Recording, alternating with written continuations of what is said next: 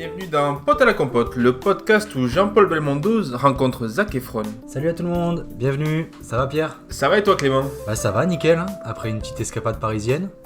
C'est ça, un petit peu de plaisir, un petit peu de bonheur, comme toujours. Voilà, Pote à la compote est venu nous vous récupérer des petites saveurs venues de Paris, de la culture, faire une petite compote ensemble aujourd'hui. Exactement. D'ailleurs, en parlant de compote, tu as choisi un sacré film aujourd'hui. J'ai choisi un gros morceau, alors on va commencer. Donc mon film c'est Pierrot le Fou, réalisé par Jean-Luc Godard.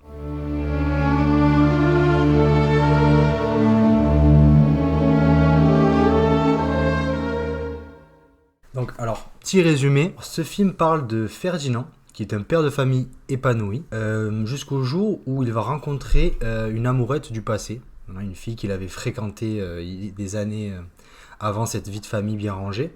Cette fille, c'est Marianne, jouée par Anna Karina. J'ai oublié de le dire, mais Ferdinand est joué par Jean-Paul Belmondo. Voilà. Donc là, on se retrouve avec nos deux acteurs.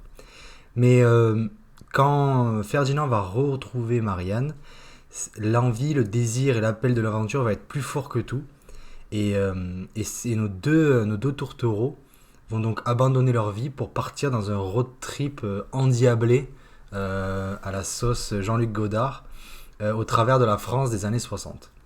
Alors, résumer le film comme ça, je trouve que c'est un peu spécial parce que pour moi, ce film ne vient pas forcément... Enfin, l'histoire n'est pas forcément obligatoire et essentielle. Alors, c'est bête de dire ça, mais dans le sens où le road trip est un prétexte de cinéma, en fait. D'accord. Voilà. Donc, petit choix, je vais expliquer un peu pourquoi j'ai choisi ce film. Ouais. C'est parce qu'en fait, on a discuté, on voulait parler de cinéma français, changer un peu, parce qu'on a fait énormément de films américains. On est parti un peu du côté de l'Irlande et de l'Angleterre. Et film français, on avait juste fait OSS 117. Donc, je me suis dit, est-ce que... Le fleuron de... Ouais, c'est vrai que c'est un peu pauvre culturellement pour la France, même si OSS 117 est très bien. Mais, et du coup, je voulais partir là-dedans. Et j'en profitais parce qu'à Noël, on m'a offert le DVD de Pierrot le Fou. Donc je connaissais pas du tout Godard. Je connaissais pas trop le cinéma de Nouvelle Vague. Ouais. J'ai juste vu 2-3 films de François Truffaut, un ou deux films d'Agnès Varda. Mais quand tu parles de Nouvelle Vague, tu peux expliquer, parce que moi, bien sûr, tu doutes, je le sais très très bien ce que ça veut dire, mais oui. Pour les téléspectateurs... Alors, la Nouvelle Vague, c'était un terme qui est apparu fin des années 50, dans notamment le magazine L'Express. La première fois on a vu ça, c'était Françoise Giroud qui parlait de ça, qui a mentionné le nom de Nouvelle Vague, qui était un mouvement un peu socialiste, un peu français, où il y avait une sorte de rébellion qui s'est transmis au cinéma. Du coup, c'est là qu'on parle de Nouvelle Vague française. Donc du coup, c'est des nouveaux réalisateurs jeunes qui vont venir filmer, des personnes lambda. En fait, parce qu'en replaçant le contexte, dans les années 60, le cinéma c'était américain, beaucoup, et le cinéma américain a commencé à s'essouffler, et donc le cinéma français est revenu donner un vent de fraîcheur, parce que la nouvelle vague est arrivée. Donc du coup, on est passé de films américains à gros budget pour l'époque, à des films plutôt plus intimistes. Notamment avec les 400 coups, on va filmer un gamin, juste la vie d'un gamin à Paris, quoi. Puis ça fait très documentaire, hein. C'est ça. Même là, Pierrot le Fou, tu le ressens maintenant dans les nouveaux documentaires.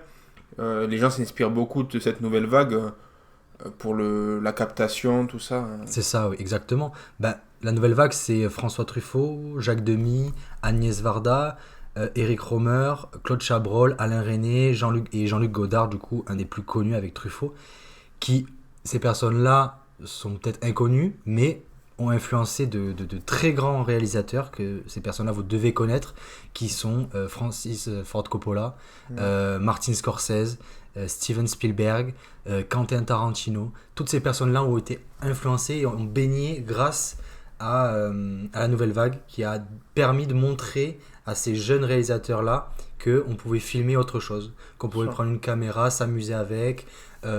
C'était pas juste du montage classique, on pouvait changer des choses, bouleverser des codes. C'est un peu ça, la nouvelle vague. Donc, c'est résumé très, très brièvement, mais c'est un peu l'essence de ça. C'est un peu comme quand on va rappeler un peu les cours de français, quand quand Zola, je crois que c'est le naturalisme, a commencé à parler des familles, en fait. Voilà, avec Ouais. les Rougon-Macquart, on a commencé à raconter l'histoire de personnes, pas forcément inintéressantes, mais au contraire, des vies normales, en Et fait. puis d'où on se souciait pas avant.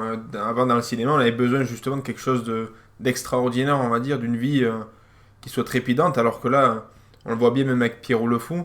Ça commence, c'est pas non plus. Ben, ça commence C'est une vie, enfin, tranquille. c'est une vie bourgeoise assez classique dans cette époque-là. Oui. Et il n'y a pas de folie, on va dire, sur ça, hein, Oui, c'est ça, effectivement. c'est un truc simple. Et après, de là va découler, déjà on commence, on voit juste cette vie de famille normale. Et après, il y a cette sorte de soirée là où il y a plein de Bien lumière, sûr. des couleurs. Et après, dans le film aussi, il y a des moments où bah, carrément le Pierrot le Fou va commencer à s'adresser directement au spectateur, Oui, à briser le quatrième mur. Il va y avoir des scènes aussi où on voit le cadre.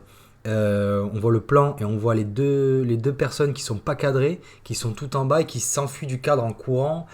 La musique, des fois, il y a des moments musicaux où la musique va se couper en plein milieu. Enfin, je veux dire, il fait un peu ce qu'il veut. Et du coup, quand j'ai regardé le film, j'avoue, j'ai eu du mal à rentrer dedans. ouais. J'ai compris un peu le but vers le milieu du film parce qu'en fait, c'est vraiment une prouesse technique, en fait. Ouais. C'est un mec qui s'amuse avec une caméra et en remettant le contexte dans les années 60, on n'a jamais vu ça avant. Mm. Donc du coup, c'est une sorte de petite révolution en fait, un peu. Ouais. Comme par exemple, il y a des révolutions dans le cinéma, comme le passage du muet au parlant, le passage à la couleur. Et pareil, maintenant, là, du coup, il y a eu le passage à la 3D, du coup, avec Avatar. Ouais. Ça va de plus en plus loin et c'est des périodes très importantes pour l'histoire du cinéma.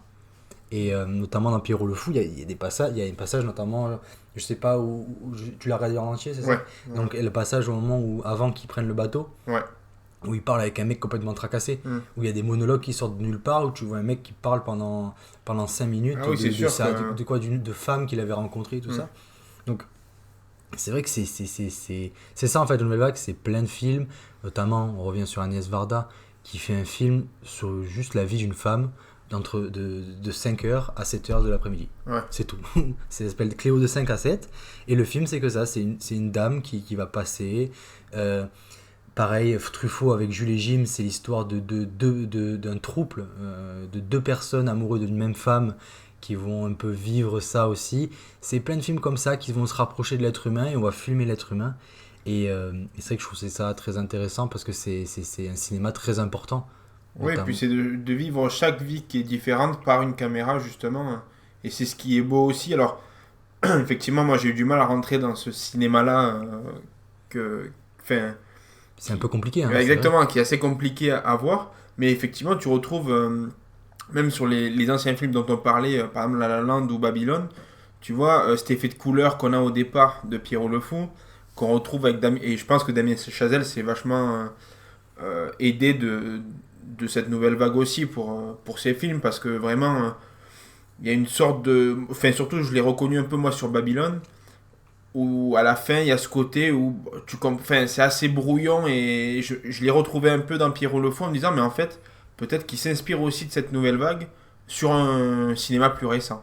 Ben oui, parce qu'en plus, Damien Chazelle s'est inspiré de Jacques Demy. Jacques Demy aussi, qui était le mari d'Agnès Varda. Ouais. Donc du coup, c'est la nouvelle vague. Et c'est un peu, en fait, je trouve que c'est intéressant de regarder ces films, c'est que c'est les bases du cinéma actuel, en fait. Ouais. Donc ça permet de comprendre vraiment... Alors, bien sûr, il y a eu aussi la nouvelle vague allemande, il y a Ouais. eu des films italiens aussi qui ont inspiré.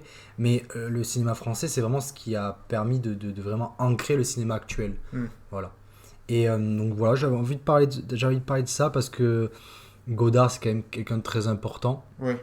dans le cinéma actuel. Même si, honnêtement, en termes de rapport humain, je préfère Truffaut. Truffaut, je le trouve plus attachant. J'avais lu un entretien qu'il a eu avec un journaliste où il revenait sur tous ses films. Et je trouve qu'il y a beaucoup plus d'humain chez Truffaut que chez Godard. Godard, vraiment, c'est un peu... Il est hyper arrogant. Il fait ses films, tu sens qu'il se prend pas pour de la merde en fait Oui. dans ces films là, même si dans l'interview il le montre pas vraiment. Ouais. Mais Truffaut est beaucoup plus humain et je préfère aussi François Truffaut.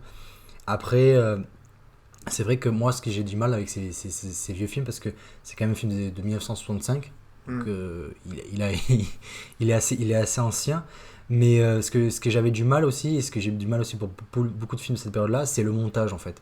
Je trouve que des fois ça coupe trop vite en fait. C'est par exemple le passage au tout début du film avant qu'ils partent en road trip Ouais. où, où ils trouvent un cadavre chez Anna Karina. Ouais. Voilà, ça, honnêtement, j'ai rien compris. J'ai vu qu'il y avait un cadavre qui sortait de nulle part. Et il fait référence aussi à la guerre d'Algérie aussi dans ce que. C'est Enfin, ça, c'est ouais. vrai que ouais, tu as du mal à comprendre pourquoi il est là. Mais oui. Et puis Et tu sais après, pas si c'est parce que ça se passe avant, après. Et c'est vrai que le montage à cette époque, moi, alors je vais pas dire qu'il est nul, mais juste, j'arrive pas à rentrer dedans en fait. Sur ça, hmm, j'arrive pas à le comprendre. Parce que je pense pas que j'ai encore l'œil assez aguerri pour. Mais c'est vrai que. Et à partir de là, je me suis dit, mais en fait, je pense que l'histoire, on s'en fout parce que ce qu'il faut regarder, c'est comment c'est filmé. C'est ça en fait, c'est l'aspect technique en fait qui a plu et qui traverse les époques. Parce que l'histoire, il n'y a rien de transcendant en fait. C'est juste deux personnes qui traversent la France quoi. ah Enfin, oui, c'est ça. C'est vrai que si tu prends l'histoire de base, bah, c'est juste deux personnes amoureuses qui s'enfuient et puis qui vivent des moments dans la France c'est ça. Et je pense des années qu'ils. 60, quoi. Voilà, et en fait, ces deux personnages, vraiment, ça représente un peu le cinéma parce qu'ils vont un peu s'amuser avec. Oui, Voilà, c'est vraiment l'envie de montrer autre chose. Et d'ailleurs, Godard, lui, va venir bousculer ça. Par contre, il reste très classique dans dans sa réalisation, parce que du coup, il change pas mal de choses. Par contre, au niveau du montage, etc., il reste très académique. d'accord. Donc du coup, il y a pas, il y a, on voit que c'est pas en avant, mais il y a quand même une sorte retenue, une retenue, oui. bien sûr. Et en fait, c'est, je pense comme ça que les choses évoluent, notamment dans l'art. En Ouais. fait, ça vient petit à petit, quoi. On se bloque sur certaines choses, on évolue, et après, d'autres personnes vont aller plus loin. Notamment, je crois que c'était Claude Chabrol, lui, qui adorait, je crois, les plans séquences et tout ça. Et par contre, Godard, lui, restait très plan sur plan. Et tout ça. Ouais. Un plan séquence, en fait, c'est, pour expliquer aux auditeurs, ceux qui ne savent pas, ça va être une scène, une longue scène où on ne coupe pas. Par exemple, soit un long dialogue entre deux personnes où il n'y a pas de coupe, ou alors une scène où une personne va marcher dans la rue pendant plusieurs secondes, en fait. C'est sans couper. Voilà. Et Ben là, il y a la dernière série de Brad Pitt aussi qui a été. Enfin, tu sais, qui a été tournée justement. Chaque épisode a été tourné en plan, en plan séquence. adolescence, Adolescent. c'est ça. Ouais, D'accord. T'as aimé d'ailleurs? beaucoup. C'est vrai? Franchement, c'est très très poignant et tu fais même plus attention. Au départ, tu regardes, tu fais c'est fou que la caméra, il n'y ait pas de jugement, de changement.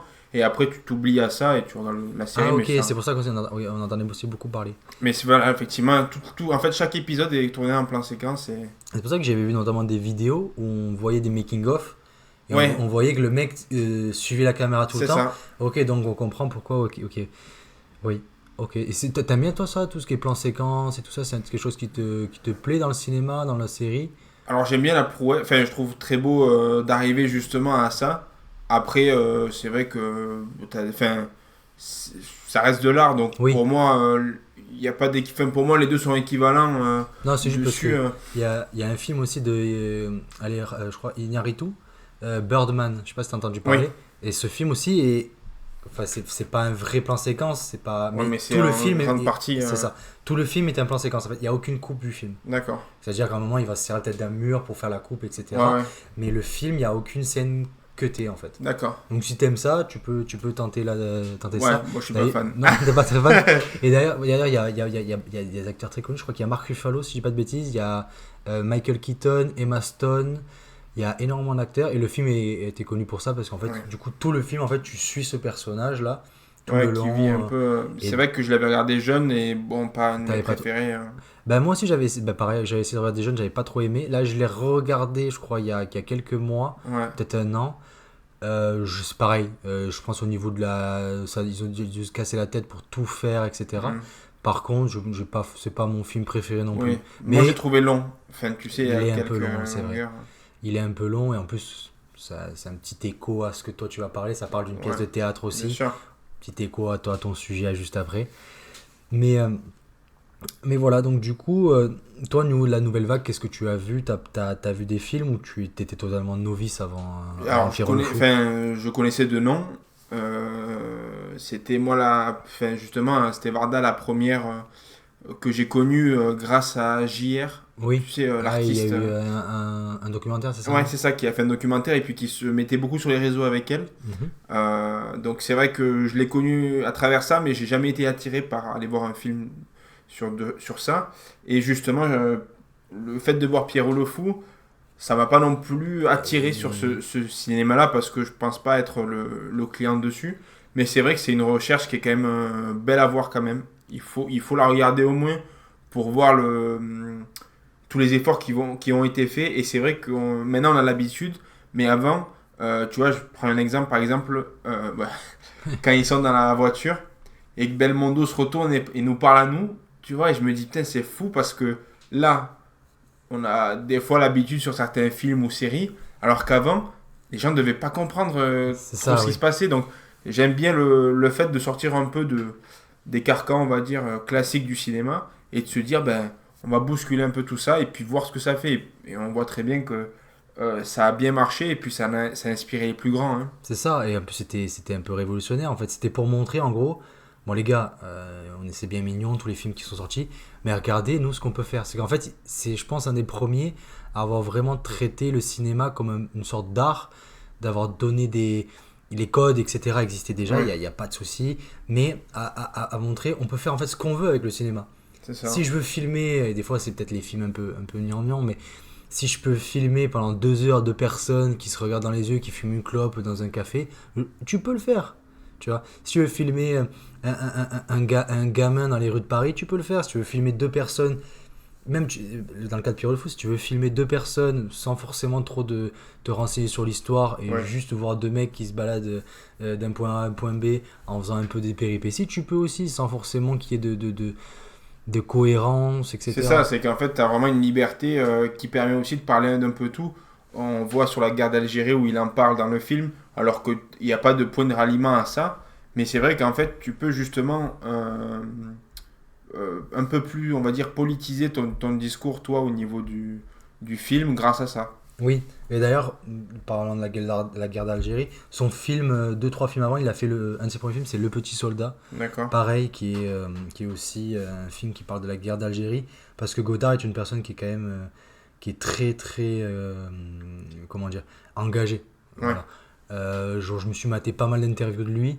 Honnêtement, je me fais chier en l'écoutant parler, parce qu'il est un peu très monotone. Mais par contre, c'est quelqu'un, quand l'intervieweur en face lui commence à creuser et tout ça, il y a des trucs sympas qui sortent et il commence à toucher 2-3 trucs. Et c'est vrai que c'est quelqu'un de très engagé dans ses propos, notamment il expliquait par rapport au fait du cinéma. En fait, pour lui, le cinéma, ce qui était beau, c'est que c'était une projection. D'accord. Donc maintenant avec Netflix, etc., on regarde sur la télé. Bien sûr, mais de base, le cinéma, c'est qu'en fait ça projetait et il trouvait ça fort cette image de projeter en fait. C'est vraiment on montre quelque chose, on jette quelque chose. Et notamment il reprochait à la télé, média qui méprisait totalement, même sur les plateaux télé, il disait qu'il aimait pas du tout la télé parce que c'était pas pour lui en fait, c'était vraiment, il aimait pas du tout ça. Et lui, voilà, c'est ça qu'il aimait dans le cinéma. Pareil, il avait un petit mépris aussi pour le cinéma américain. D'accord. Parce qu'en fait, il trouvait que tout tournait autour de l'Amérique. Voilà, et notamment, il a eu une petite. Il parlait d'un petit truc qui m'a fait, c'est vrai, un peu réfléchir. Ce qu'il expliquait, c'est vrai qu'à la radio, on écoute beaucoup de musique américaine. Et lui, il expliquait, je dis, en fait, ça devient normal en fait, d'écouter de la pop américaine. Et il expliquait pourquoi on n'écouterait pas de la pop turque ou la pop afghane ou tout comme ça. C'est vrai que j'ai réfléchi, après bien sûr maintenant on se pose plus la question, il y a une dominance américaine.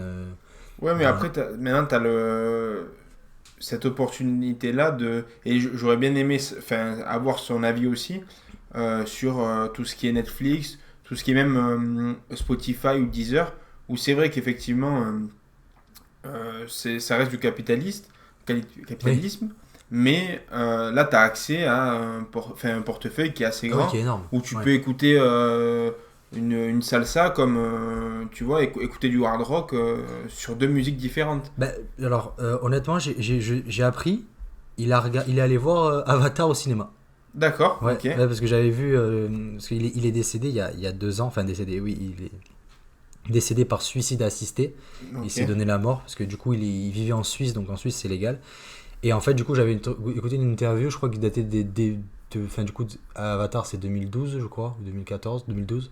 Et en gros, il expliquait qu'il était allé le voir au cinéma. Et que ça lui a pas fait grand chose, Ouais. parce que je pense, à mon avis, c'est pas son cinéma. Oui, c'est pas ça. Mais il a bien aimé certains plans, etc., qui passaient Ouais. entre les arbres, il a trouvé ça cool. Donc je pense pas, de ce que tu me dis, je pense pas qu'il serait fermé à ça, à Ouais. tout ce qui est nouveauté, etc. Peut-être bien sûr, bon, le mec est quand même né en 1930, donc je pense qu'il y a un gap Oui, avec c'est la sûr que période ça, actuelle. hein. Mais en tout cas, je pense qu'il serait né à notre époque, il n'y aurait pas de souci, je pense qu'il sera à fond là-dedans. Ouais. Par contre, là, avec le gap générationnel, peut-être qu'il trouverait Ouais, qu'il y ça... a des limites. Voilà, parce que après, mine de rien, d'une certaine manière, Netflix, etc., ça nous éduque, le Spotify, ça nous éduque aussi. Ah bah bien Ça, sûr. ça donne le savoir un peu à tout le monde. C'est un peu. sûr que là, mais même Internet en lui-même, ça te permet d'avoir des informations Ah oui, dessus. Regarde là, le podcast, on peut l'envoyer justement à des milliers de gens qui peuvent l'écouter. c'est ça. C'est quand même fou de se dire que ta voix, elle est écoutée aux Philippines, en Australie, tu vois, au Japon, dans plein d'endroits différents. Donc c'est vrai que c'est beau. C'est ça, et en plus, côté-là. et cette manière-là, c'est la même manière que faisait un peu la nouvelle vague au début, en fait. Ils travaillaient de leur côté, ils faisaient leur cinéma. D'ailleurs, beaucoup du cinéma de nouvelle vague provenait des cahiers du cinéma. D'accord. C'est un magazine de cinéma français, il y a eu Ouais. notamment Truffaut et Godard qui étaient critiques D'accord. là-dedans. Donc du coup, de base, leur rôle, c'était de critiquer des films. Ouais. Donc voilà, donc c'est pour ça qu'au tout début, il y a eu il y a une certaine, comment dire, respect du film, parce qu'en fait, ils analysaient des films, ils les critiquaient. Oui, Et- donc il faut avoir quand même une critique de son film aussi qui doit être cohérente. C'est avec ce ça, que tu c'est dis. ça, voilà, ils connaissaient leurs classiques. Donc c'est de partir de là où ils ont commencé après. Ils avaient quand même un bagage derrière. Ils Oui, avaient oui, ils une connaissaient, certaine hein. légitimité pour le faire. Et après, moi, j'avais une petite question à te poser. Mhm. Oui, Dans les deux acteurs principaux, donc c'est Belmondo et Anna Karina, ouais. est-ce que tu savais les premiers choix qu'avait eu Godard? Ah, alors, me dis pas, genre, j'ai écouté des interviews et on va voir si ça paye. Alors, je crois que c'était, alors, il y avait Michel Piccoli et la deuxième, c'était une autre qui l'a repris plus tard. Qui a été mis en avant là, il y a pas longtemps pour un film. Ah mince. Je sais plus, mais je l'avais cette info, je l'ai vu passer. Et d'ailleurs, je crois que ce couple, de toute façon tu me diras la réponse, mais je crois que ce couple a été repris dans un film un peu plus tard de Godard. Ouais. Et c'était du coup. Et c'était Sylvie Vartan. Ah ok. Ok. Elle a refusé Elle a refusé. de tourner dans ça. Il y avait bien Michel Piccoli, non? Oui, Ah ok. effectivement. Donc ça va. C'est ça, c'était le groupe. J'ai- Et Godard explique aussi que quand il a fait appel à Jean-Paul Belmondo, Mhm. il a aidé sur le film financièrement. Ah oui, d'accord. C'est Belmondo. En fait, il dit alors Belmondo m'a permis de faire un film avec plus de moyens. Ça compte l'argent qu'une vedette amène. Ah oui, ok, d'accord. Voilà. Ouais, il était Donc, vraiment.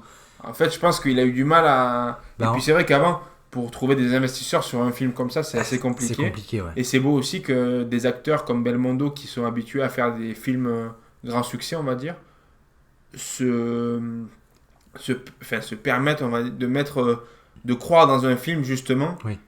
qui est assez novateur dans le cinéma. Hein. C'est ça. Après, je pense qu'à mon avis, comme ils étaient amis, parce que le premier film de Godard, c'est À bout de souffle, qui est un de ses plus connus. Oui. Et il y avait Belmondo, donc je pense, à mon avis, ils étaient amis et ils devaient croire, ils devaient savoir le talent de Godard pour continuer là-dedans. Mais ok, ouais, putain, je suis dégoûté de pas avoir. Donc c'est Sylvie Vartan et Michel Piccoli. D'accord. Et dernière petite info Ok. pour ton plaisir. Ouais, vas-y. Pierrot le Fou, ça marque une association entre Godard et Anna Karina, Mhm. qui est sa première femme. Tu sais combien de collaborations ils ont fait ensemble ou pas? Enfin, jusqu'à Pierrot le Fou. Oui. Je dirais 6 films. Ouais, exactement, Ouais. c'est ça. C'est la 6e collaboration entre les deux. Ok, d'accord. Ben en plus, parce que du coup, j'avais vu que pas mal de personnes qui parlaient de Jean-Luc Godard le définissaient par rapport à ses femmes, entre guillemets. D'accord. Je m'explique, en gros, il y Ouais. avait une ère Anna Karina Ok. où il a fait ses films. Après, il y a eu une ère où il y a eu une autre femme où il a fait ses films. Ouais. Et chacune de ces femmes, en gros, l'inspirait. C'était un peu ses muses, entre guillemets. Et du coup, c'est ce qui donnait le ton. D'ailleurs, peut-être, moi, je vais essayer de te régaler d'infos aussi. Vas-y. Est-ce que tu sais la manière, comment travaille Jean-Luc Godard quand il fait ses films? Est-ce que tu sais par quoi il commence en premier? Bah, le connaissant, je dirais qu'il commence par la fin. Alors, ça, je n'ai pas. Ah. Par contre, il commence en fait. Tarantino est connu pour commencer, pour faire ses films avec une playlist. En fait, il a sa playlist, Ouais. il fait ses films. Et des pieds. Et des pieds aussi, beaucoup de panards. Et par contre, Godard, c'est en fait, il choisit le titre de son film. D'accord. Et de son titre, il fait tout le reste. Ah oui, donc ouais, d'un film, il part sur ça. Le seul qu'il a pas fait, je crois, c'est À bout de souffle. Ok. Donc du coup, il aime pas le titre. Ah ok. Il aime pas du tout. Par contre, tous ces films, en fait, il part d'une idée, il part de son titre, par exemple Pierrot le Fou, Ouais. et là, il développe. D'accord. Donc c'est sa manière de faire, voilà.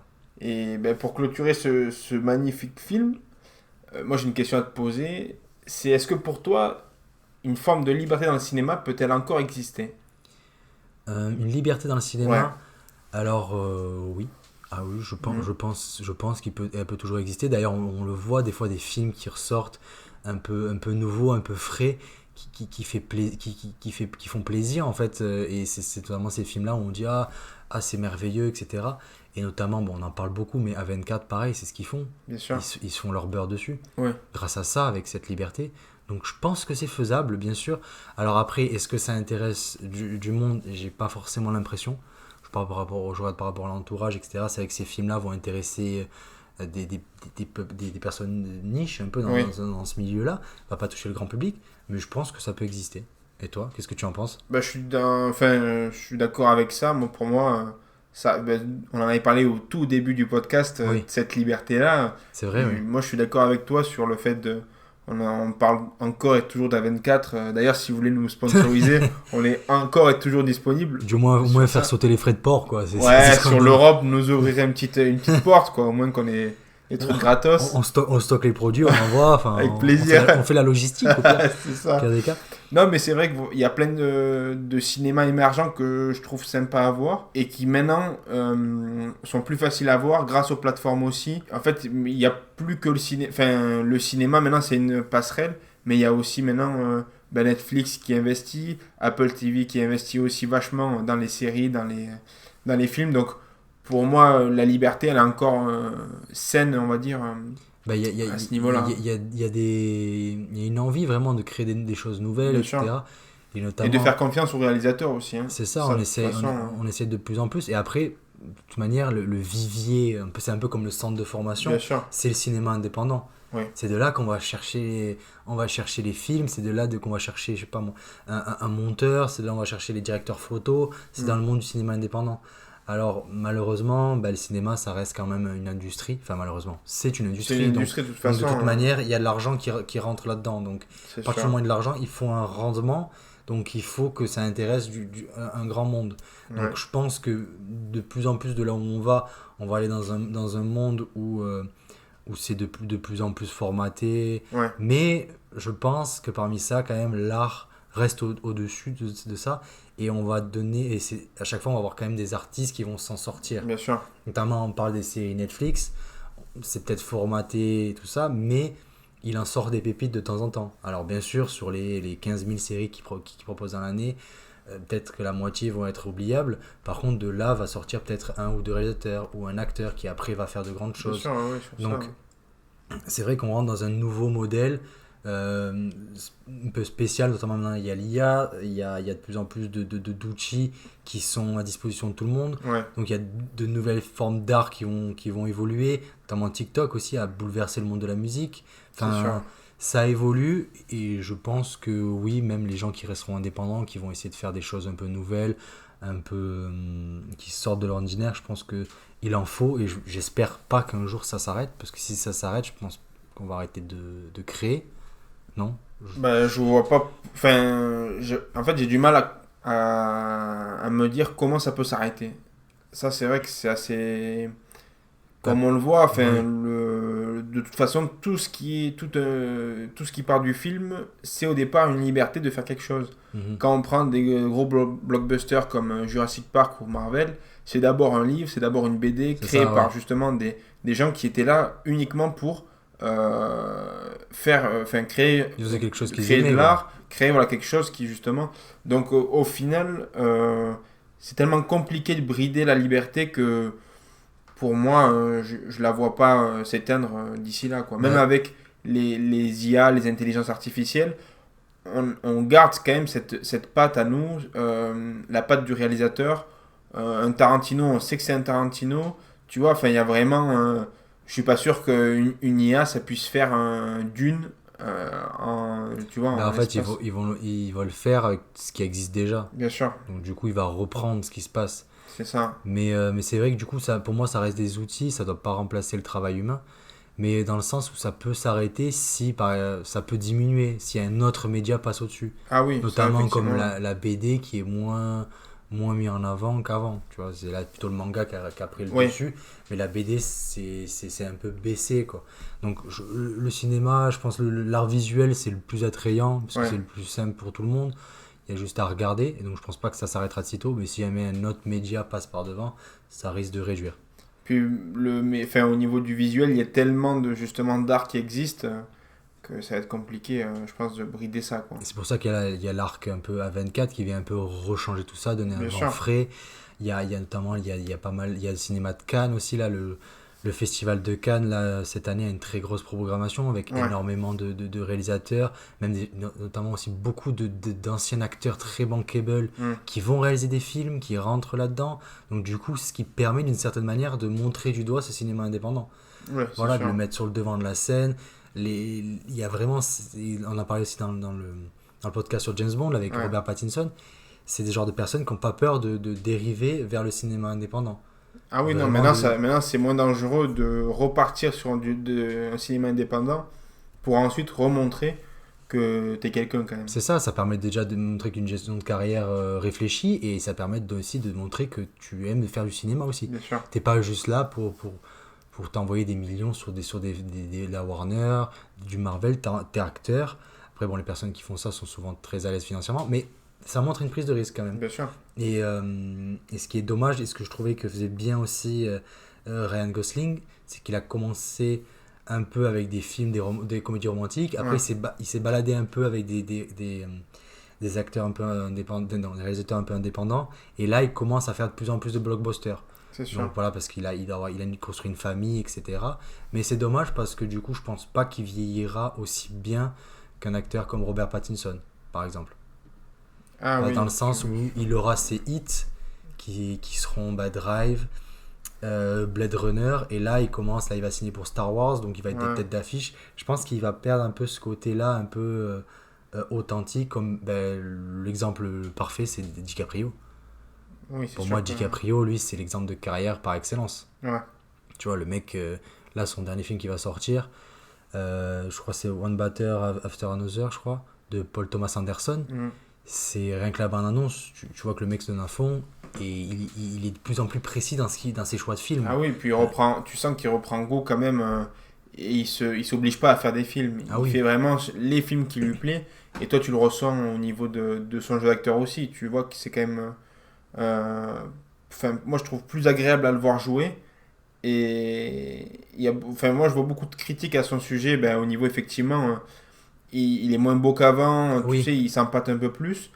Mais je trouve que ça lui rajoute un cachet où ah oui, oui. là, il est obligé de jouer vraiment un jeu d'acteur où il peut pas que se baser sur son physique et sur le charme qu'il avait déjà. C'est ça, ben, comme tu le dis, il vieillit à sa manière et il s'adapte. Bien Et moi, sûr. je pense que ça c'est un mec, je pense qu'il aurait bon, pas dans 80 ans, je pense qu'il il sera décédé, mais je pense dans 10-20 ans, il sera encore là, hein. Ah, mais Je oui. pense que le mec, il va Pour moi, jamais s'arrêter, hein. c'est un De Niro de la nouvelle époque. Tu vois, c'est quelqu'un où tu seras tout le temps content d'aller voir un film où il est dedans. Parce que franchement, et j'essaye des fois de me remémorer un film ou un AV qu'il a fait, euh, même au niveau des films, peut-être la performance peut être bonne, mais le film peut être mauvais. Mauvais, oui. Un AV de DiCaprio, c'est difficile à trouver, hein. Ah, c'est compliqué. Franchement, et le mec, depuis le début, depuis le début, tous ses films, c'est que des bangers. C'est sûr. Franchement, c'est fou. Je trouve ça bien, des acteurs comme ça. Après, il y en a pas partout. À voir comme peut-être le plus jeune là, en ce moment, ce serait Timothée Chalamet, voir comment lui va évoluer. Ouais. À voir comment il va s'adapter, pareil, au film. Est-ce qu'il va réussir après Dune à sortir de ça? Je pense que oui, parce que je pense pas que Dune va trop le marquer à la peau, parce qu'il était quand même très très connu avant. Oui, et puis d'une, ça reste un cinéma, enfin, ça reste encore intimiste pour certains. Hein. Oui, Il faut quand même être courageux. Enfin, il y a te un dire, jeu, je vais avoir 2 heures et c'est demie de ça. film. Si j'ai pas vu ceux d'avant, je vais rien comprendre. c'est assez compliqué au niveau de tous les acteurs qu'il y a, de tous les personnages.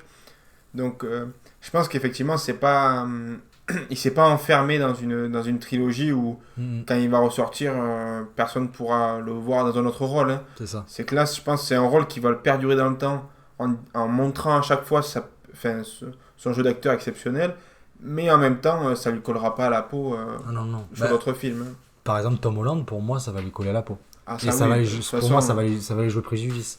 Parce que j'espère que Timothée Chalamet va s'arrêter au troisième. Donc après, il va laisser la saga. ouais.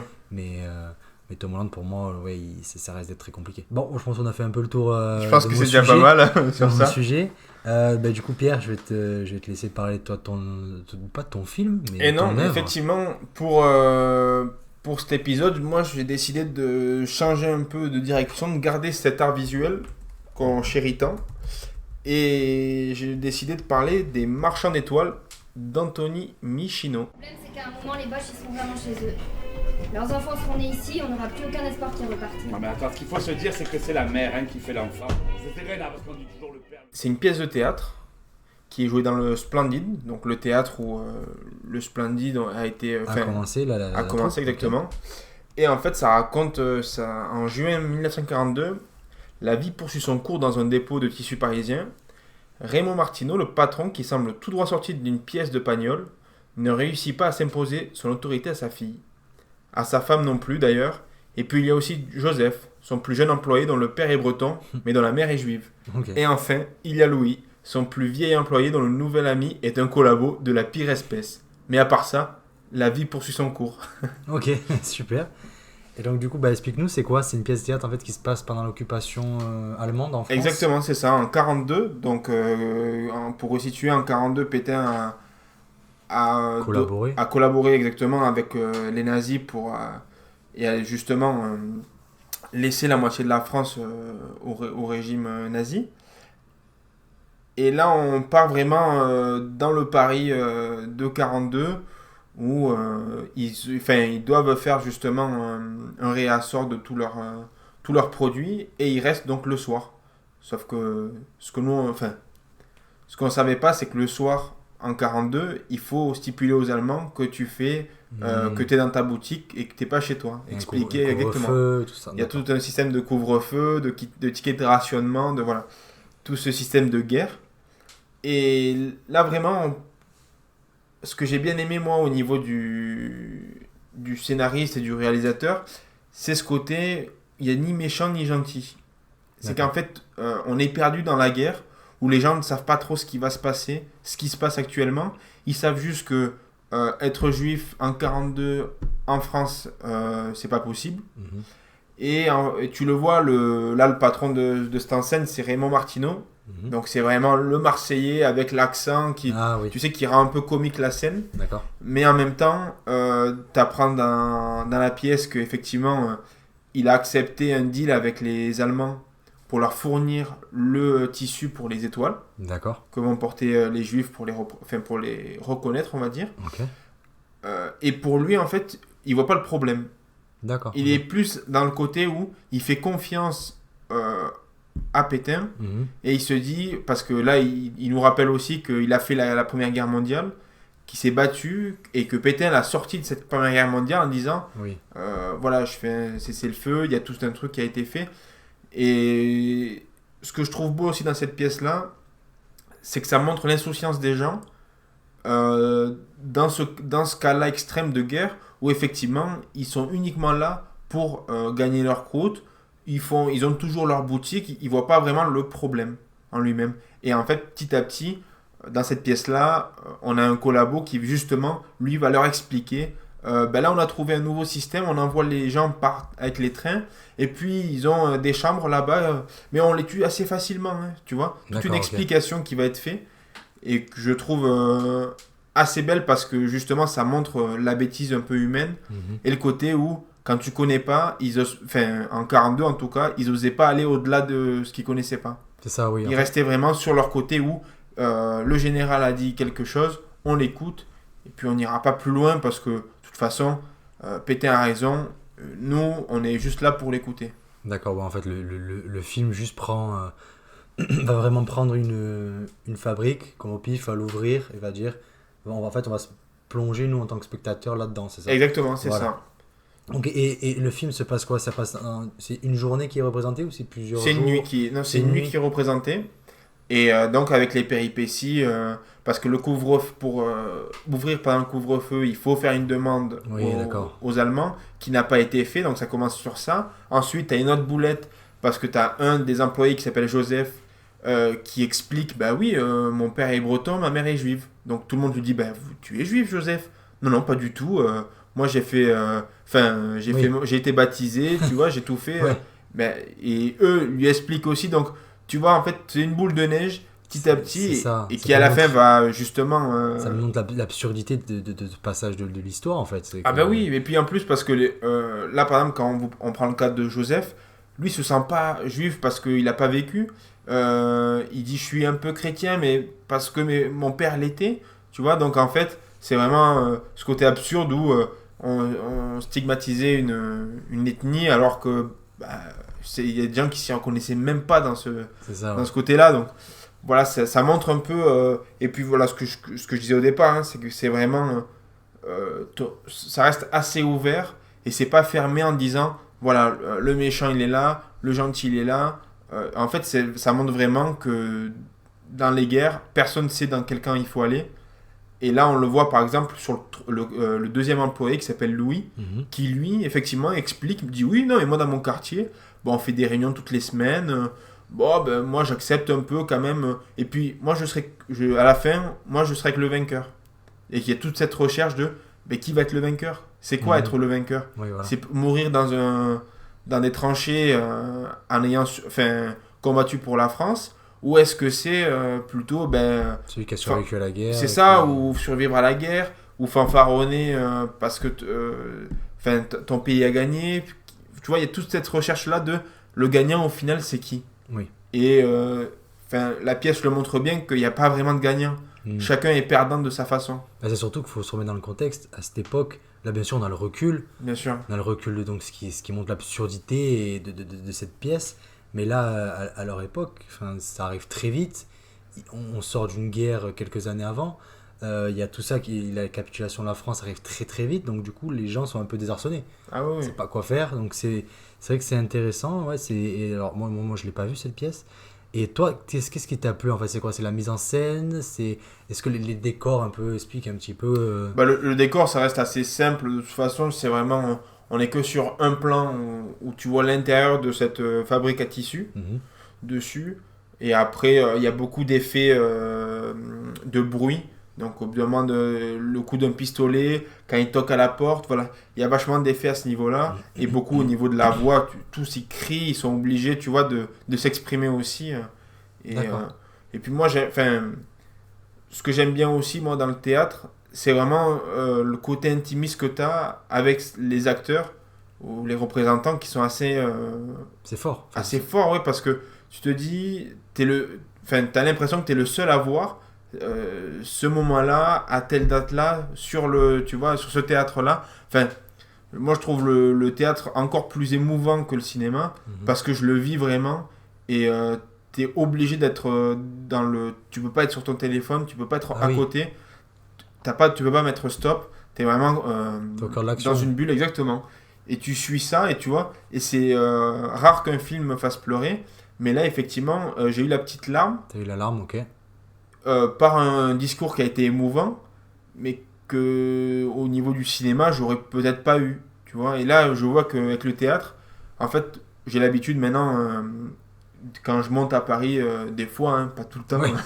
dessus, je regarde un peu tout ce qu'il y a, les pièces de théâtre. Et puis, ce qui est sympa à voir aussi, c'est que, franchement, quand vous regardez le prix pour aller au cinéma, qui maintenant entre 10 et 15 euros, on rajoute 5 euros, vous êtes à 20 euros. Vous pouvez aller voir une pièce de théâtre. Mhm. Et une pièce de théâtre, sur celle-là, elle a eu 4 nominations aux Molières. Mhm. Donc les Molières, pour situer un peu, c'est comme les Césars, mais dans le théâtre.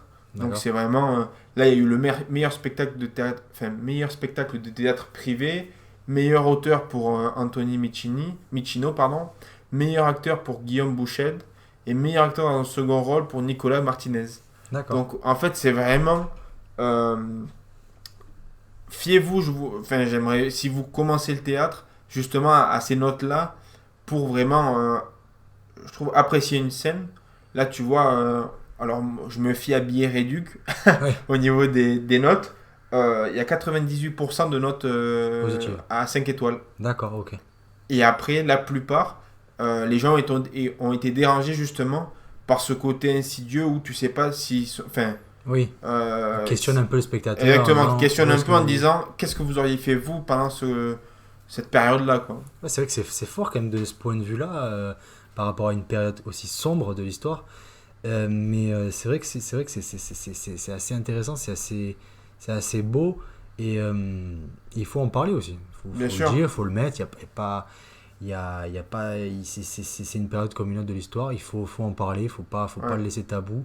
Faut montrer ce qui s'est passé. Oui, puis ça fait partie de l'histoire. Il faut vraiment. Moi, je suis vraiment adepte de ce côté où il faut expliquer aux gens ce qu'a été l'histoire et ce que c'est maintenant actuellement. Pourquoi, voilà, il y a ça. Et je trouve beau, justement, dans cette pièce-là, de t'interroger aussi en te disant bah, au final, est-ce que tu vas blâmer cette personne qui fait des tissus, qui vend justement pour faire des étoiles? Et tu te dis, bah, est-ce qu'il savait vraiment? Est-ce qu'il savait pas? Enfin voilà, il y a quand même plein d'interrogations C'est ça. où tu te demandes est-ce que c'est un collabo parce que quand même il fournit aux nazis directement, oui. exactement quelque chose. Donc voilà, ça reste pour moi une super pièce de théâtre qu'il faut voir au moins une fois dans sa vie et ne pas hésiter justement à rentrer dans un théâtre et à essayer de voir au moins, effectivement si ça vous plaît pas la peine d'y retourner parce que voilà, c'est assez spécial, mais là, on peut voir vraiment chaque acteur, quand l'acteur pleure, on voit vraiment qu'il pleure. Enfin, Oui. tu sais, il y a un système pour jouer qui, je trouve, est quand même assez impressionnant comparé au cinéma. Où au cinéma, c'est vrai que des fois, tu as tendance à te dire, bon là, peut-être qu'il a eu du mal à pleurer. Là, vraiment, les rires, ils sont amplifiés, Oui. les cris sont amplifiés, tout ça, tout est vraiment... Parce qu'il est devant toi, c'est réel en fait. Exactement, Tu ouais, vois, c'est tu ça. vois l'acteur, comme tu disais tout à l'heure, en fait, il joue pour le public. Oui, Et voilà, au cinéma, bah, il va jouer pour des milliers et des milliers de personnes. Et ça va être filmé, ça peut être retranscrit. Là, pour le coup, cette pièce, alors si la pièce est filmée, bien sûr, tu peux le regarder. bien sûr. Par contre, là, pour le coup, c'est vraiment joué pour les personnes. Et c'est vrai que il y a cette sensation-là quand tu vas au théâtre où tu t'es plus happé parce qu'en fait, quand le mec il crie, ben, en fait, tu vois un être humain, donc C'est il ça. crie aussi devant toi, donc ça te touche encore plus. Ah en oui, fait non, mais c'est vraiment... de voir ça et la pièce du coup et il y a de la comédie ou c'est du sérieux jusqu'au bout? Non, en fait, c'est vraiment un mélange qui est audacieux pour parler justement de ces problèmes-là, mais qui est vraiment bien amené, où la plupart du temps, c'est de la comédie. D'accord. Vraiment, t'as ce côté où le patron, l'accent marseillais est forcé, mais bien forcé, donc c'est pas une caricature non plus, mais c'est assez joli. Donc tu vois, quand il parle, il y a sa fille aussi qui est dans la pièce. euh, et en fait, tu comprends, demain, la mère explique à la fille qu'en fait, son père lui cousait des robes, enfin, tu vois, et il voulait pas lui offrir de lui-même parce que c'était pas le rôle d'un père. Pour lui, le rôle d'un père, c'était de protéger sa famille et de travailler. Tu vois, donc il y a vraiment aussi ce côté où. On vient Il y expliquer a une chaque tendresse. personnage. Exactement, et puis il y a une tendresse qui est expliquée, qui est assez beau justement dans ça. Donc en fait, effectivement, il y a des moments plus tristes que d'autres, mais en soi, ça reste quand même une comédie, on va dire, qui est assez drôle et qui se moque quand même pas mal de cette époque-là et un peu des absurdités qu'il y avait justement pour aller chercher. Il parle aussi des rations, du marché noir, de tout ça, voilà, tout ce qu'il y avait qu'on n'a pas connu, mais qu'on a connu par rapport au livre, Oui, à par l'histoire, à rapport au cours l'école. d'histoire, tu vois. Et je trouve que c'est assez agréable aussi de parler de ces problèmes-là avec un ton humoristique un peu, en expliquant que voilà. Mais c'est vrai que le théâtre, c'est un art. Là, tu vois, tu me donnes envie même peut-être d'aller au théâtre parce que j'y suis allé très Ouais. rarement dans ma vie. Mais c'est vrai que c'est quelque chose qu'il faudrait peut-être que je me force à aller parce que c'est un peu la base du cinéma aussi, hein. C'est sûr. C'est- Et puis en plus, moi je te pousse à y aller parce que même au-delà de la pièce, t'as le spectacle, enfin, l'espace en lui-même. Mhm. C'est vraiment. Enfin, normalement, tous les dépens des théâtres, à Paris beaucoup, c'est très beau, tu as des beaux balcons, ça a été travaillé, c'est des vieux théâtres, donc c'est vraiment à l'ancienne. Comment dire, je trouve que tout a été travaillé justement. Tu as du velours sur les, tu vois, siège, ouais. sur les sièges. Je trouve que voilà, ça va loin et ça te met un peu dans une ambiance où tu te dis, bah, au final, je suis bien, je suis un peu comme à la maison. Oui, voilà. Ben, c'est vrai que ouais, faudrait que je regarde sur Montpellier ce qu'il y a en ce moment. En plus, je pense qu'il doit y avoir 2-3 pépites. On m'avait conseillé, je crois, une réadaptation, pas de Hamlet, mais souvent ils font ça aussi pour les remettre un peu au goût du jour, pour que ce soit plus digeste Ouais, pour les spectateurs. bien sûr. Parce que c'est vrai que me taper Ouais. l'avare de Molière, c'est pas. Je veux pas me régaler, quoi. Enfin, C'est sûr. mais si c'est réadapté, les dialectes sont un peu changés, etc., c'est vrai que c'est un peu mieux, un peu plus sympa, quoi, à Ouais. regarder. Et ouais, du coup, tu m'as donné envie d'aller au théâtre. Donc, je pense que je vais aller peut-être faire du théâtre. Si tu... Bon, ben avec ira plaisir. voir- ira Non, voir mais une c'est pièce. vrai que c'est. Et puis tu le vois, grâce à la Comédie Française aussi, on a la chance, nous en France, d'avoir un institut comme ça qui permet à ces gens-là, enfin, aux acteurs de pouvoir travailler avant dans un théâtre, d'apprendre ça. On a des mecs comme Pierre Ninet qui sortent de la Comédie Française, où je pense que c'est vraiment le haut gratin du cinéma maintenant. Mais avant, tu pouvais aller le voir dans une pièce de théâtre. Et franchement, quand vous regardez, je sais que ce que je vois beaucoup sur sur les sites ou sur Instagram ou autre, les gens sont un peu freinés par le prix. Mais maintenant, il y a des applications qui existent pour avoir des prix un peu moins chers. Pas obligé de se mettre dans le carré d'or, ils appellent ça, qui coûte 40 euros. 20 euros, ça suffit largement Oui, pour oui. voir une pièce. Enfin, vraiment, il faut aussi se dire, ben voilà, je vais tester. Effectivement, ça peut pas plaire à tout le monde, mais je trouve que c'est C'est une bonne initiative, ouais. une bonne initiative et puis ça permet aussi de vivre le moment sur certains endroits. Alors après, voilà, tout dépend de la pièce que vous allez voir, mais c'est vrai que surtout à Paris, quand je suis allé voir, c'est vraiment des endroits Ça t'a plu. qui sont superbes. Ouais. Ok, bah cool. Écoute, est-ce qu'on passerait pas peut-être à la notation compote Oui, pour bien sûr. pour nos petites œuvres? Ouais. Bon, ben, moi je vais commencer avec la mienne, ma petite note compote. Alors, le film, j'ai aimé. Alors, D'accord. j'ai du mal à rentrer dedans, pour moi, pour Pierrot le Fou. Ouais. Euh, Par contre, je peux pas dire que c'est mon film préféré. Je comprends l'engouement qu'il y a autour, je comprends l'impact sur le moment. Mm. Tout à l'heure, quand j'en parlais, je réfléchissais à cette note. Je me suis dit 6, c'est trop bas pour un film comme ça, je pense. Ouais. Mais je vais mettre la note de 7 D'accord. compotes sur 10. Parce que je pense que c'est quand même quelque chose qui peut-être m'a marqué. Parce que je pense que quand je vais regarder d'autres films de la Nouvelle Vague ou je vais regarder des films qui ont été inspirés par cette période, je vais retrouver des petits détails en me disant ah, peut-être que ça a influencé ci ou là. Donc, du coup, ouais, une petite 7 compotes sur 10. Ouais, qui est déjà une très belle Ouais, note, c'est vraiment, pas sur mal, un film ouais. qui est assez compliqué C'est ça, sur rentrer ça dedans. et qui a. Enfin, non, Je peux pas dire que je vais me le remater. Je sais Non, pas quand je vais bien me le sûr. remater, mais un jour peut-être, mais c'est pas. Voilà. Oui, et puis c'est toujours bien de le regarder pour comprendre l'inspiration des nouveaux C'est ça, réalisateurs ou autres, ce qui est pas mal. exactement. Et toi, Pierre? Ben, moi, sur la pièce de théâtre, je mettrais 8 compotes. Mes compotes, d'accord. Parce que vraiment, enfin, pour moi, le théâtre me touche déjà. Mhm. Et en plus de ça, l'histoire me parlait. Enfin, il y avait tout était Tout assez était réuni. réuni, voilà, pour T'as me pas envie de mettre plaire. un peu plus, non? Pas vraiment, après, je veux non. pas Je pense t'influencer, que mais. je pense que le 8 suffit largement, qu'il y ait une très belle note Mhm. dessus. Et puis après, avoir plus tard. Mais je pense qu'avec 4 Molières, Oui. ils n'ont pas besoin de mes Non. 8 compotes pour, Non, pour savoir si c'est vraiment. Si c'est bien ou pas, ouais. Si c'est bien Ah, ou s'il pas. faut, ils mais attendaient. Peut-être que la semaine prochaine, on va avoir certifié compote par Pierre. Sûrement, peut-être, mais Ça bon, peut je suis pas leur sûr que. Ça peut leur faire gagner 2-3 trucs. Et ok. Et du coup, maintenant, on va peut-être parler aux auditeurs d'une petite. Petite qu'on a rajouté. nouveauté dans le Petite nouveauté, podcast. voilà, c'est l'instant compote. À la fin, on va suggérer, recommander même quelque chose qu'on a écouté, qu'on a vu récemment. C'est ça. Là, nous deux, pour le coup, on a choisi deux titres de musique, Ouais.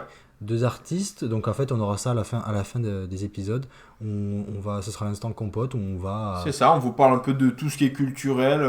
On peut très bien parler d'un magazine, C'est d'une ça. BD, d'une affiche, d'un peu tout. Un truc qui nous a plu et après peut-être développer dedans. Par exemple, la prochaine fois, je peux peut-être parler d'une série et quelques temps après, je vais faire un épisode sur une série ou sur une musique. Bien sûr. Pareil, c'est de voir j'ai des projets peut-être de faire peut-être un épisode sur un album, c'est de voir ce que ça donne. Je trouve ça intéressant. Pareil, on avait fait. Tu teases là quand même. Je tease un là, petit peu. Tu teases quand même vachement d'informations. Je n'étais pas au courant. Non, mais il était pas au courant. Alors là, c'est quand même fou. Je l'ai pas consulté, il a eu l'information. Là, je viens de l'avoir en pleine face. C'est assez beau. Ça va barder après, je l'ai pas consulté. Mais non, mais c'est vrai que toi, tu as parlé d'une pièce théâtre, moi j'ai parlé d'une série. Je trouve que de changer un peu de modèle, de support, c'est intéressant, ça change les recherches et ça change la manière de parler de ça en fait. Je trouve ça cool, notamment avec la pièce. Je trouve ça vraiment intéressant de changer, d'aller sur des sujets qu'on n'est pas forcément calé dessus. Par exemple, moi, la nouvelle vague, je connaissais très peu, je connaissais les grandes lignes, donc je me suis un peu renseigné dessus pour essayer de rentrer là-dedans. Voilà. Donc du coup, Pierre, je te laisse commencer par ton titre, ta musique, ton album. Alors moi, l'album, enfin le titre Blue Light. D'accord. De Georgia Smith.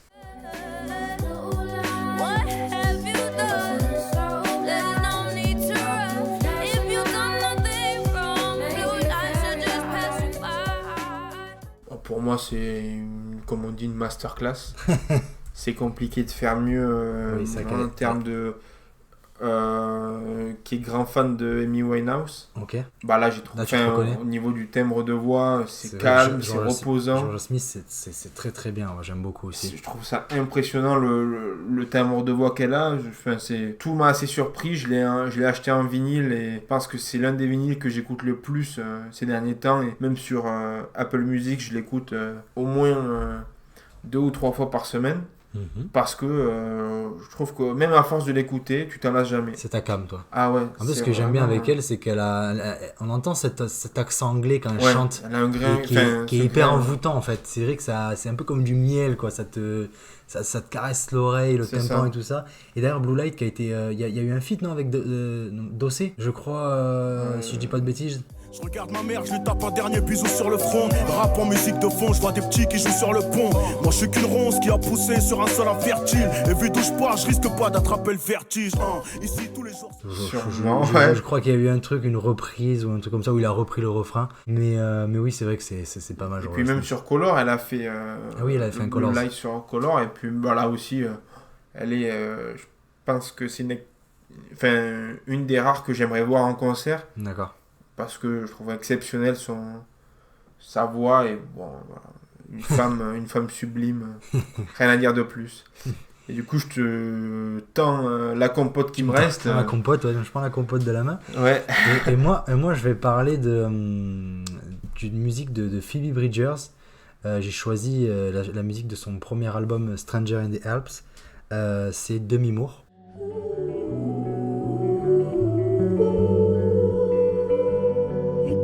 Quiet on the other line. Said the sun was coming up. Pourquoi ? Parce que du coup, je suis un peu tombé amoureux de son style, de cette fille. Alors, je connaissais pas du tout. J'ai connu grâce à Spotify. Spotify me conseille énormément de musique et j'aime beaucoup ça parce que du coup, il m'amène vers d'autres personnes. Et j'avais trouvé une playlist de rock indé. Ouais. Et je voyais ce Phoebe Bridgers là dans les trucs et ça m'a un peu intrigué, donc j'ai écouté et je suis tombé vraiment par hasard dessus et j'en entendais aussi parler dans des podcasts où on parlait d'elle, etc. et j'avais jamais entendu sa voix et j'ai commencé à écouter et vraiment pour te l'expliquer un peu, c'est un peu mélancolique, un peu triste. Moi j'aime beaucoup ce genre de musique. J'ai pas envie de le rapprocher à Frank Ocean, mais c'est un peu entre du Arctic Monkeys et du Lana Del Rey. Mais Lana Del Rey en beaucoup moins théâtral. D'accord. C'est Lana Del Rey, c'est des grands chœurs, etc. À chaque fois, Donc j'aime beaucoup Lana Del Rey, mais Phoebe Bridgers c'est plus calme, c'est plus personnel. Elle va parler un peu de tout, va parler de décès, d'amour beaucoup. Et moi vraiment, je suis tombé amoureux de cette manière de chanter. Quand j'ai découvert, pendant peut-être 3 semaines, j'écoutais que ça. Parce que c'était mon mood. J'adore ce genre de musique un peu calme, etc. Oui, c'est ça. C'est vraiment ce que j'aime bien dans ces musiques-là. C'est très calme, très reposant, je trouve. Exactement. Tu peux l'écouter à tout moment, que ce soit en voiture ou à la maison. Et ça te stresse pas. C'est vraiment Ouais, reposant comme musique, je trouve. C'est ça, et en plus j'ai hésité avec les musiques de Phoebe Bridgers parce qu'il y en a plein, j'en aime énormément d'elle. Ouais. Et au début je voulais conseiller So Much Wine, qui est une reprise, je savais pas. But when you fell asleep with blood on your teeth, I just got in my car and drove away. Et je me suis dit non, en fait, en réécoutant Demi Moore, je me suis dit c'est celle-là, parce Ah que ouais. c'est pour moi c'est celle-là qui représente le mieux. Il y a vraiment tout dedans dans le titre. Merci Pierre, merci pour ce petit épisode. On s'est retrouvés à deux, il n'y a pas d'invité. C'est vrai que là, ça va être un peu... Enfin, ça va être tranquille. On revient aux bases à 1 contre 1. On revient au couple habituel que vous avez l'habitude C'est ça. d'entendre. Avec maintenant des micros... Des micros qui fonctionnent très bien, ouais, j'espère que vous avez aimé là. Je pense que là, à mon avis, on est passé un niveau au-dessus là. Je pense que là, vraiment... Là, on est bien. On là. essaye de faire au maximum. Petit à petit, on arrive à sortir 2-3 trucs que je trouve assez agréables. Et puis, on vous remercie aussi de nous écouter un peu partout dans le monde. Il y a 12 pays qui nous écoutent. C'est énorme. C'est énorme. On est worldwide. C'est Mr. exactement. Worldwide. Et puis, merci pour les retours de chaque épisode. Là, le dernier Green Book, il y a eu des super retours. Donc voilà, on vous remercie beaucoup. Et puis, n'hésitez pas, tout est encore disponible sur Spotify, sur Deezer et sur Apple Podcast. Et sur les autres aussi, que vous avez sur notre Linktree en Alors. bio Instagram. Parfait, je pense que tu as tout dit. Voilà, on vous laisse sur ces sublimes musiques qu'on vous a On vous a proposées. concocté et on se revoit dans 2 semaines. Allez, merci Allez. à vous, Bisous. Potonette.